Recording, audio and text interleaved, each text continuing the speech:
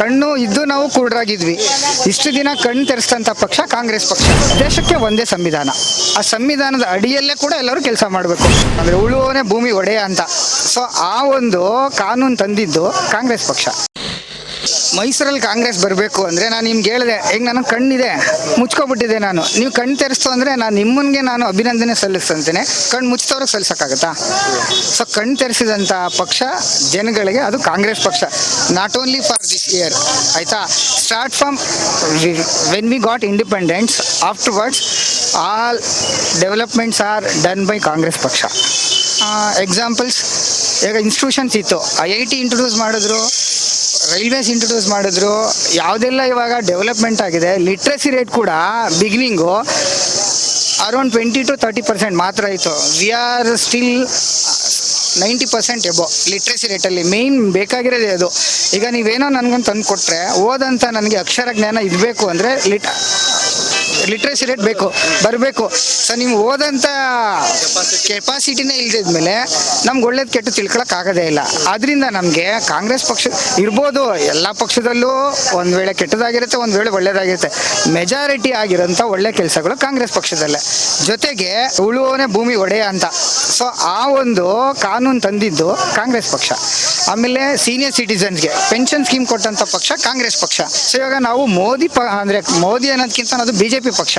So ನಾವು BJP ಪಕ್ಷನ ತಿರಸ್ಕರಿಸೋಕ್ಕೆ ಮೂಲ ಕಾರಣ ಏನು ಅಂದರೆ ದೇಶಕ್ಕೆ ಒಂದೇ ಸಂವಿಧಾನ, ಆ ಸಂವಿಧಾನದ ಅಡಿಯಲ್ಲೇ ಕೂಡ ಎಲ್ಲರೂ ಕೆಲಸ ಮಾಡಬೇಕು. ಯಾಕೆ ಅಂದರೆ ನಿಮಗೆ ಗೊತ್ತಿರುವಂಗೆ ಕಾಂಪ್ಲಿಕೇಟೆಡ್ ಇತ್ತು. ಸೊ ಬಾಬ್ರಿ ಮಸೀದಿ ಮತ್ತು ರಾಮ ಮಂದಿರ ಎರಡೂ ಕಾಂಪ್ಲಿಕೇಟೆಡ್ ಇತ್ತು. ಸೊ ದೇವ್ರುಗಳನ್ನ ಪೂಜಿಸಿ ಅಂತ ಹೇಳ್ತಾರಲ್ವ, ದೇವ್ರು ಯಾಕೆ ಡಿಸಿಷನ್ ಕೊಡಲಿಲ್ಲ?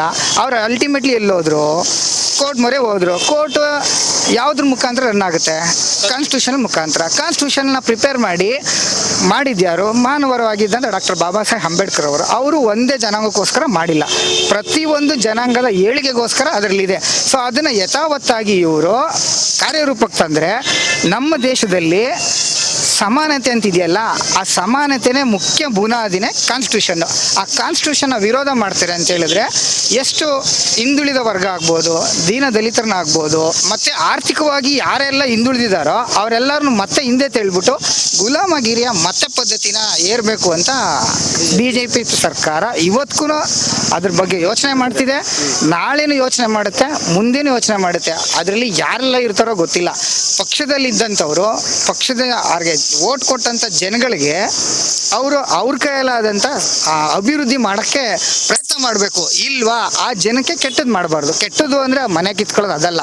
ಈಗ ಕಾನ್ಸ್ಟಿಟ್ಯೂಷನ್ ಏನಿದೆ ರೂಲು, ಅದನ್ನು ಯಾರಾದರೂ ಮಾಡಲಿ, ಅದನ್ನು ಬದಲಾಯಿಸ್ತೀನಿ ಅಂದಾಗ ಅದಕ್ಕೆ ಆರೋಗ್ಯಕರವಾದಂಥ ಚರ್ಚೆ ಮಾಡಿ ಬದಲಾಯಿಸ್ಬೇಕು. ಪಬ್ಲಿಕ್ ಒಪಿನಿಯನ್ಗೆ ಹಾಕಬೇಕು.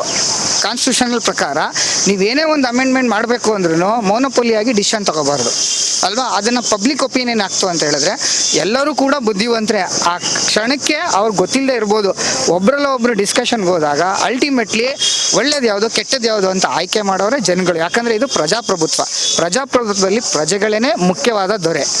ಆ ದೊರೆಗಳ ಮಾಡಂಥವ್ರು ನಾವೇ. ಆ ದೊರೆಗಳಾಗಿರೋ ನಾವುಗಳೇ ಪಟ್ಟಕ್ಕೂ ಏರಿಸ್ತೀವಿ, ಅವ್ರನ್ನ ಮತ್ತೆ ಚಟ್ಟಕ್ಕೂ ಕಳಿಸ್ಬೋದು. ಆದರೆ ಎಲೆಕ್ಟ್ ಆದಂಥ ನಮ್ಮ ಈ ಪಾಲಿಟಿಷಿಯನ್ಸು ಅರ್ಥ ಮಾಡ್ಕೊಂಡು ಜನಗಳಿಗೆ ನೀವು ಯಾವ ಪಕ್ಷದಲ್ಲಾದರೂ ಇರಿ, ನಾನು ಹೇಳೋದು ಇಷ್ಟೇ, ಗೆಲ್ಲ ತನಕ ಪಕ್ಷ ಗೆದ್ದ ಮೇಲೆ ನೀವು ಪ್ರತಿನಿಧಿ.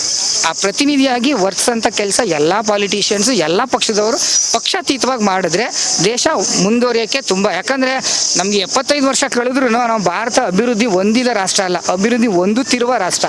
ಯಾವಾಗ ಅಭಿವೃದ್ಧಿ ಹೊಂದುತ್ತೀವಿ ನಾವು ಮತ್ತೆ ಆಗಿದ್ರೆ?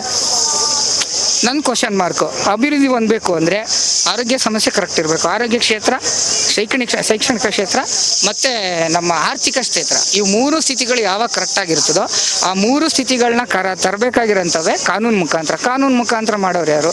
ರೂಲಿಂಗ್ ಪಾರ್ಟಿ ಯಾವುದಿರುತ್ತೋ ಅದು ರೂಲಿಂಗ್ ಪಾರ್ಟಿನ ಕರೆಕ್ಟಾಗಿ ರೂಲ್ ಮಾಡಬೇಕು. ಸೊ ಒಂದು ವರ್ಗಕ್ಕೆ ಮಾತ್ರ ಫೋಕಸ್ ಮಾಡಬಾರ್ದು. ಯಾಕಂದರೆ ಎಲ್ಲರೂ ಮನುಷ್ಯರ ಹತ್ರನೂ ಬುದ್ಧಿವಂತಿಕೆ ಇರುತ್ತೆ, ಶ್ರದ್ಧೆ ಇರುತ್ತೆ, ನಿಷ್ಠೆ ಇರುತ್ತೆ. ಆದರೆ ಕೆಲವೊಂದು ವರ್ಗನ ತೋರಿಸಿ ಇನ್ನೊಂದು ವರ್ಗಕ್ಕೆ ಅವಮಾನ ಮಾಡೋಂಥದ್ದು ಅಥವಾ ಅವ್ರನ್ನ ಇಂಥ ವರ್ಗವನ್ನೇ ಅವ್ರ ವೃತ್ತಿ ಜೀವನಕ್ಕೆ ತಳ್ಳೋಂಥದ್ದು ತಪ್ಪು.